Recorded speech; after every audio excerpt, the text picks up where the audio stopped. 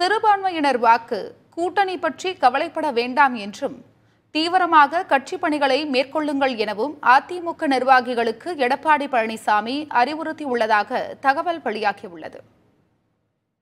மக்களவைத் தேர்தல் தோல்வி தொடர்பாக திண்டுக்கல் தொகுதி அதிமுக நிர்வாகிகளுடன் அந்த கட்சியின் பொதுச் செயலாளர் எடப்பாடி பழனிசாமி ஆய்வுக் கூட்டம் நடத்தினார். அப்போது பேசிய அவர், மருத்துவ மாணவர் சேர்க்கையில் அரசு பள்ளி மாணவர்களுக்கு 7.5 விழுக்காடு இட ஒதுக்கீடு உள்ளிட்ட ஏராளமான திட்டங்களை அதிமுக அரசுதான் செயல்படுத்தியுள்ளதாக குறிப்பிட்டுள்ளார்.